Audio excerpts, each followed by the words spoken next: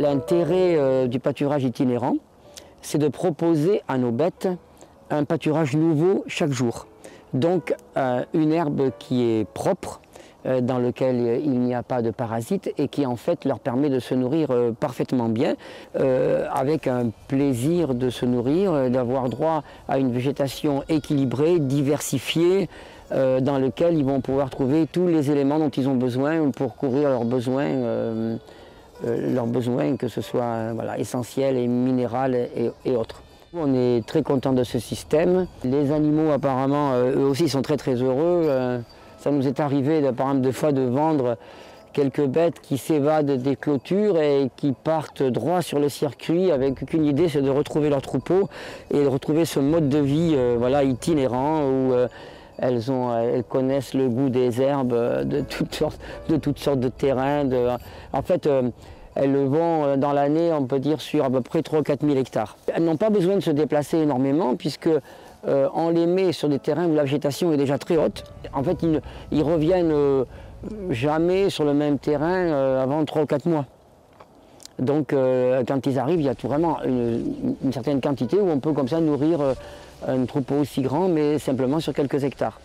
Il y a de plus en plus donc, de propriétaires qui sont intéressés par le passage des animaux. On arrive à un stade où les viticulteurs ont de moins en moins envie d'employer des produits chimiques à mettre dans la vigne. On se rappelle par exemple au début des désherbants, où on a fait des expériences bien sûr avec les paysans qui étaient des braves gens à qui on pouvait raconter n'importe quoi et qui on leur faisait croire qu'il y avait des nouvelles maladies, on leur trouvait des produits pour, enfin bon, il y a des quantités de gens qui sont membres de cancer du pancréas et tout ça en essayant des arséniates, enfin il y a vraiment de tout. Et je me rappelle en particulier des premiers désherbants où on faisait excessivement attention parce que si une brebis rentrait dans la vigne manger du désherbant, elle mourait avant de revenir à la bergerie. C'était quelque chose de terrifiant, quoi. Et là, il est évident qu'on a une liste de produits tous les ans interdits pour l'agriculture et la volonté, surtout maintenant, des agriculteurs de s'en passer. Et ça devient quelque chose de très intéressant. Les champs dans lesquels nos brebis vont, maintenant, il y en a tout à fait assez en bio, du moins avec un respect de certaines pratiques qui font qu'on n'a pas du tout d'histoire d'empoisonnement, ça n'existe plus du tout. Après, d'elles-mêmes, nos brebis, ce qui est assez intéressant de voir, c'est quand on passe devant différentes vignes, dont certaines ne sont plus désherbées depuis longtemps chimiquement, et où le viticulteur a fait un effort pour qu'il y ait une activité biologique des sols qui soit régénérée. Elles ne vont même plus dans les vignes qui ne leur plaisent pas, c'est-à-dire elles n'ont même pas envie d'y rentrer, ou si elles y rentrent par effraction, elles en ressortent tout de suite. Donc elles font, en fait, ce qui les intéresse, c'est des terres dans lesquelles il y a une activité biologique qui s'est réintensifiée, quoi. Voilà. Et elles aident aussi, bien entendu, à ce phénomène-là, puisqu'elles amènent une fumure autre, diversifiée. Elles permettent à retrouver un équilibre des sols. Donc c'est très intéressant aussi de pouvoir nourrir ces animaux d'un côté et puis de savoir qu'on enrichit la terre qui les a nourris en même temps. Enfin, c'est un partage entre nous et le propriétaire du terrain qui nous reçoit. C'est amusant, je me suis toujours dit pourquoi on parle de culture de la terre et de culture, la culture des êtres humains.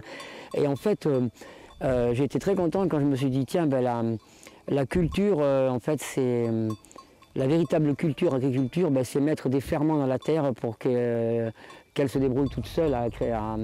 Et puis l'autre culture, c'est mettre des ferments dans les esprits. On fait confiance à la structure en mettant simplement des ferments. Voilà.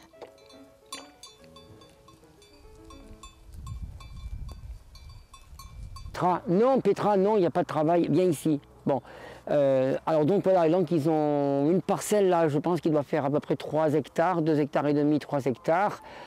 Ils vont arriver à peu près à la désherber voilà, en 3 heures. Voilà. En 3 heures, normalement, il n'y aura pratiquement plus rien à manger. Voilà. Enfin, on ne va pas trop insister là sur le pâturage parce que ce sont des très jeunes plants, donc on veut pas qu'à un moment donné le troupeau bouge beaucoup et puissent piétiner quelque chose. Donc on va peut-être faire raser un petit peu moins que les vignes à côté. Là. On ne veut pas qu'il y ait de mouvement de troupeau pour pas qu'il y ait voilà, un mouton qui marche sur un petit plan, parce que là elle bouge très très peu, elle marche simplement pour pâturer et non pas pour faire des mouvements qui ne serviraient à rien, quoi. Voilà. Alors au bout d'un moment d'ailleurs elles vont commencer à bêler pour récupérer leurs agneaux, parce que là maintenant elles pensent à manger. Et quand elles vont se dire, tiens, il n'y a plus grand-chose, on va bientôt partir, elles vont appeler leurs agneaux pour que l'agneau fasse la route avec elles. Voilà, le prochain déplacement. C'est tellement bon là qu'elles vont manger.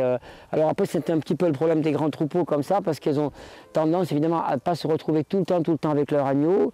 Donc nous, on est un petit peu sur le qui-vive là quand il y a l'agnelage, parce qu'il faut vérifier un petit peu tous les mouvements, essayer que des mères restent au moins 24 heures ou 48 heures à l'écart avec leurs petits. C'est ce qu'on voyait avec les brebis qui étaient cette nuit à part. Là. Et puis après, elles le connaissent. Au début, elles le connaissent un petit peu qu'à l'odeur.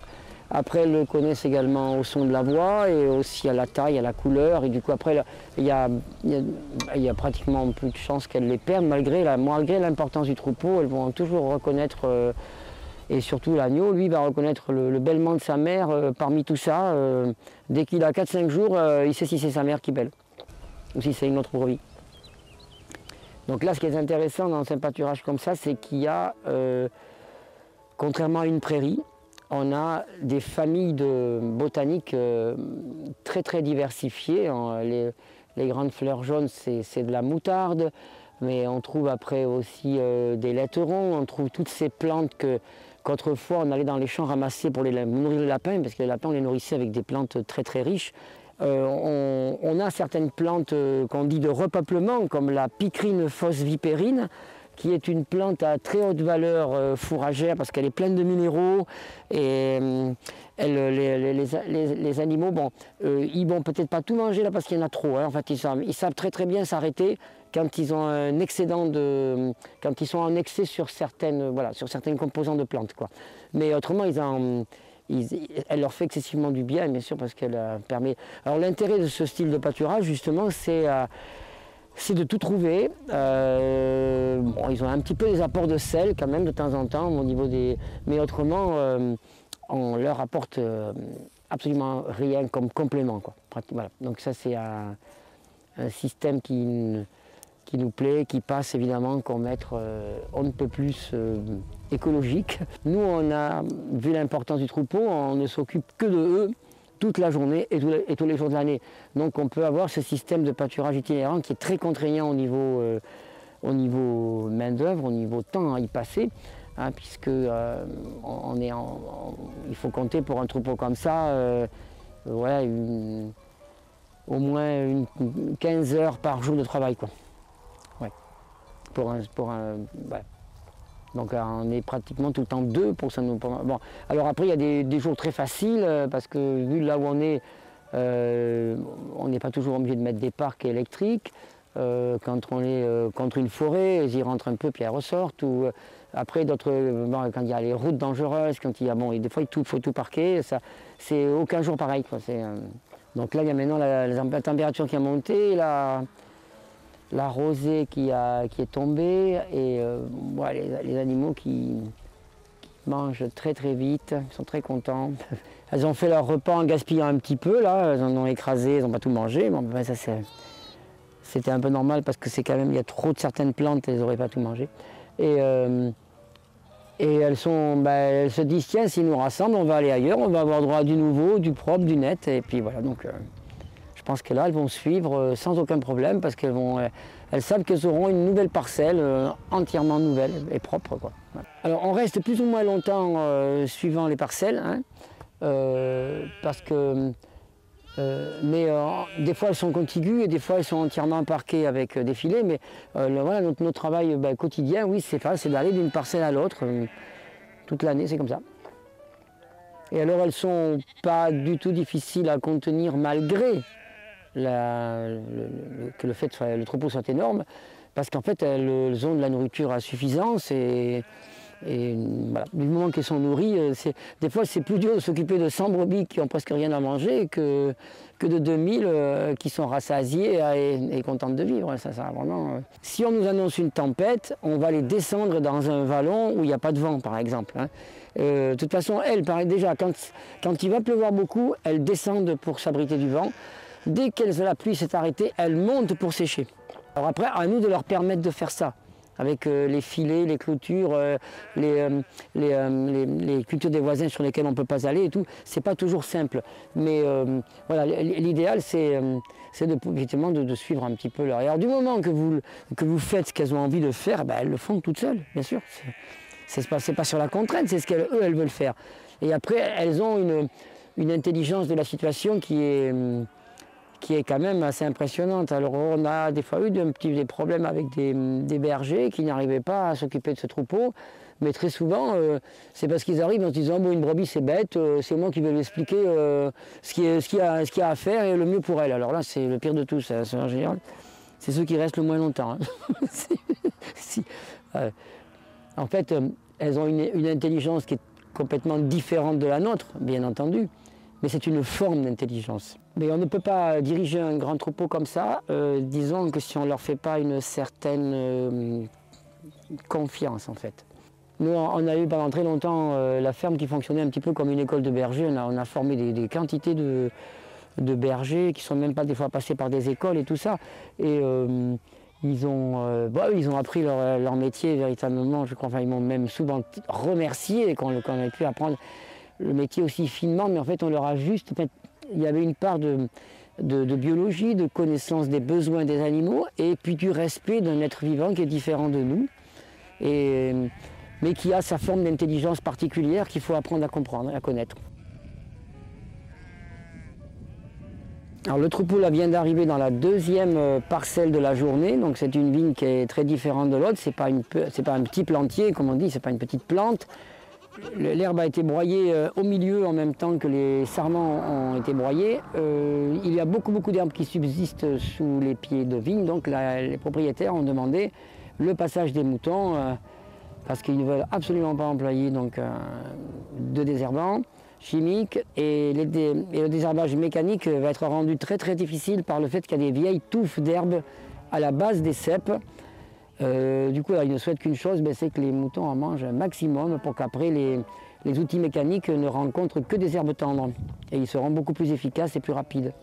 Donc il y aura une économie de temps, de carburant et voilà. Donc, après, on va essayer on a donc un petit peu en contrebas de la vigne là, il y a des vignes qui ont été arrachées, avec un petit peu de sous-bois, des haies, et je pense que pour passer la nuit, ça va être l'idéal, parce que bon, elles sont quand même un petit peu fraîches, c'est annoncé presque gelé cette nuit-là.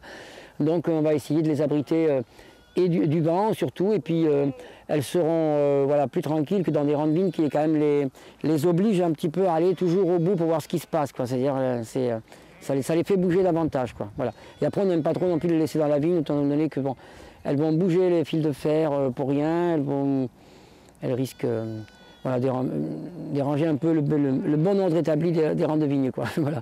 Donc l'idéal c'est pour la nuit de les sortir des vignes et de leur offrir en plus dans les sous-bois quelques feuilles de lierre, des ronces. Ça va faire une diversité alimentaire en plus qui est intéressante, quoi.